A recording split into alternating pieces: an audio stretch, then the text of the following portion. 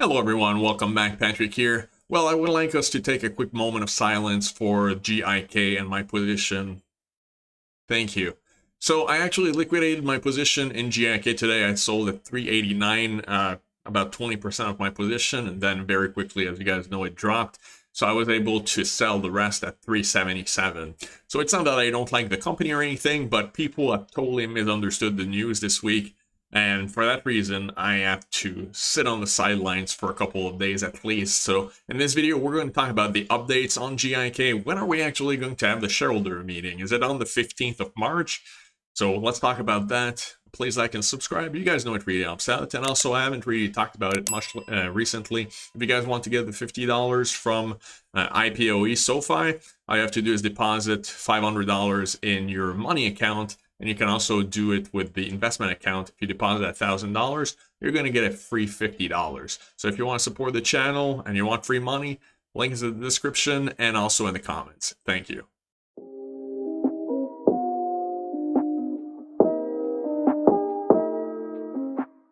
Alright friends, let's talk about Lightning eMotors, and let me know if you guys are still in this company, because when I make videos about it, there's almost no views, so I'm kind of curious, am I the only one still in this company? So let me know in the comments, that would be really nice. Now, what happened with this company? Why am I selling now? Am I panic selling, or do I actually have a genius master plan that I'm about to reveal to you guys?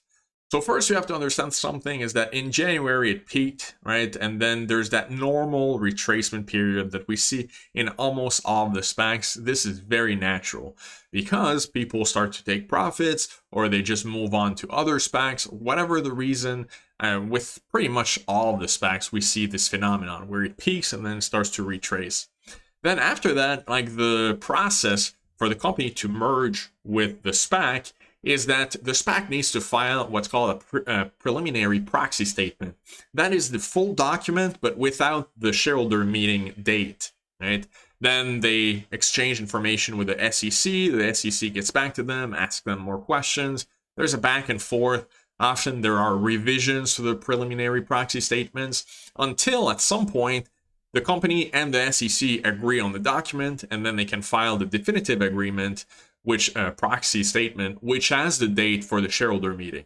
And often that's what kicks off what we call the ramp up towards the merger, because a lot of people want to trade in and out of the SPACs. So now that they have an actual date, well, that gives them the green light to actually buy shares and try to ride it until the merger and then try to sell it at the merger for a higher price. Like now, when they actually have the date, they can kind of plan it a little bit better. So like you're going to notice on the chart these specific dates that and the price action matches exactly these different filings. So here we have the downtrend. All of a sudden we have a little uptick when they announce the preliminary statement. This is a good sign. This is what kicks off like when we get closer to the merger. But now we have tweet number 1 right here. We have Tim Reeser on February 4th saying that we submitted our response to the SEC. We don't know if there's going to be more, and they have 14 days to like reply and ask more questions. So if we go back to the chart, this is tweet number 1. Anytime there's going to be delays for the merger, it is going to cause at least some selling pressure. So just get used to it. It happens all the time. So 2 weeks delay minimum, the share price keeps going down. Especially you guys know that also the market has been fairly rocky lately, right? So downtrend.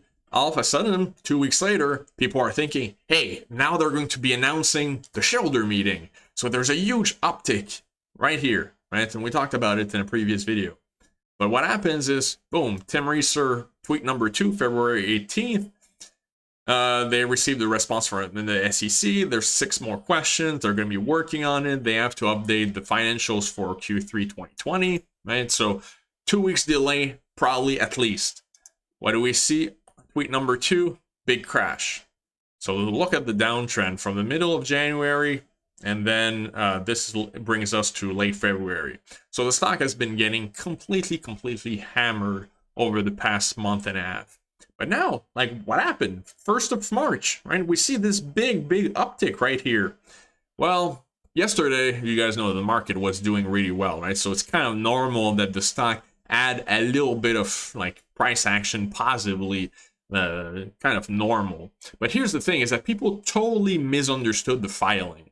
So 2 weeks later, right after the second tweet, we get the new filing, which is this one, and it is another amendment to the actual preliminary proxy statement. If you go down and you look at it, you're going to see that there is no actual date listed. Let me find it right here, which will be held on, there's no date. So what confused a lot of people, for some reason, I don't understand what, is that there was that list, there was that date listed. The record date for the special meeting is March 15, 2021. Only stockholders of record at the close of business on that date may vote at the special meeting. So for some reason, I don't know if it started on Twitter, I don't know where this starts, but people start saying that there was going to be the shareholder meeting on the 15th. And we already talked about how this is a big catalyst for the stock when they actually announce a shareholder meeting, because that gives people the opportunity of buying shares and knowing when the merger is. Well, look at the huge spike, right? Instantly from $12, well, big spike, right? We're talking about GIK here, Lightning eMotors. So big spike is going from a little over $12 to $14. You guys know what I mean. And then after that, it kind of stuck around for the rest of the day. But now, today, it actually fell. And a lot of people are surprised. Why is it falling, right? We got a good news. It's not good news. Why did this spike? I do not understand it, because we actually got bad news. It behaved the opposite of what it should have. So instead of getting good news that we have the definitive proxy statement, we got another delay for probably, I don't know if it's going to take the full 2 weeks this time, but it is going to take a little bit of time. If we go back to the filing, for those of you that are not as familiar with SPACs, but actually want to learn, what this really means is not that there's going to be a shareholder meeting on the 15th, but that if you hold shares by the 15th, you're going to be able to vote on the merger. And then the company needs time to publicize this and then actually make people vote. So that is going to take a while. In fact, if you read the document, it says a complete list of our stockholders of record entitled to vote at the special meeting will be available for 10 days before the special meeting. That means at the very earliest, we're talking about March 25th for the shareholder meeting, and that's assuming that the SEC doesn't have more questions for them. So that's why, when you see the share price dropping like this, there's no surprise there. It's behaving exactly like it did the previous 2 times, right? And that's why I'm actually selling my position. Not because I don't like the stock. In fact, I plan to re-enter it.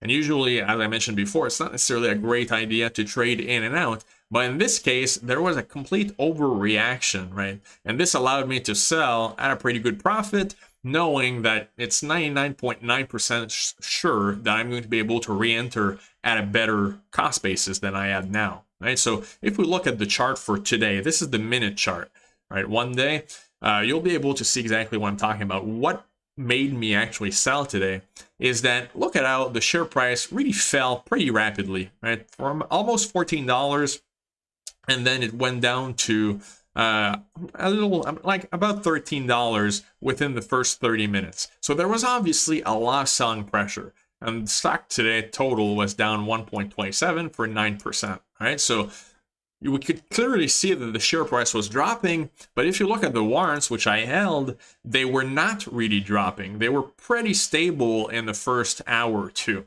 right? So it ended the day minus 28, 7%, but for the first few hours, as you guys can see, the warrants were trailing behind, were very much lagging the drop in the share price. So to me, that was the perfect opportunity to actually sell my warrants, knowing that the rest of the day they were likely to drop more, and tomorrow we're probably going to see them bleed more, and then the rest of the week. Now, it's not always going to be the case. I might be totally wrong. Tomorrow they can announce something or whatever can happen, and it's green for the rest of the week. But this is what I'm doing. I'm trading in and out of them. I put the odds in my favor, right? So I had a clear sign here that it was a great time to sell, so I just sold. I'm not attached to these shares, and I really strongly encourage you guys not to fall in love with your stocks. I mean, this is one of the core positions I have in my portfolio, but the entire goal is to make money. It's not to like be friends with the CEO or love the company or anything. It's all about making money, and this was a great opportunity to sell. So in the wrap up, what am I going to do with Lightning eMotors? Well, I still believe in the company. I still think it's extremely undervalued, so I am very much interested in reopening my position. But I feel like I put the odds in my favor. Now, even if the share price goes up tomorrow for whatever reason, my Excel fleet is on Kramer today, so maybe it's going to rub off on GIK for some reason. But even if the share price goes up, at worst, I'm going to reopen my position at the same price that I sold it at. And if I'm right, I do expect that the share price is going to return to what we saw last week. So maybe not the low of 11.26.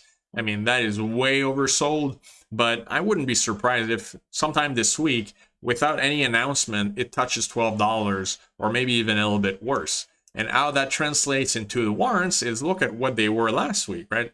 They were at $3.50 yesterday morning, and then last week they were under $3. So in my opinion, it is very, very possible that we're going to see $3.50 once again for the warrants, where I could reopen a small position, and then if it keeps dropping, I can buy more and more and more as the stock keeps bleeding. So that's how I'm going to be playing it. I really hope you guys enjoyed this video. Like, it's not massive content, but a lot of people ask me like what I'm doing with my portfolio. So I hope you guys enjoyed it. Let me know what you guys do. And please, if you haven't subscribed and click the like button, please don't forget to do so. So see you guys later.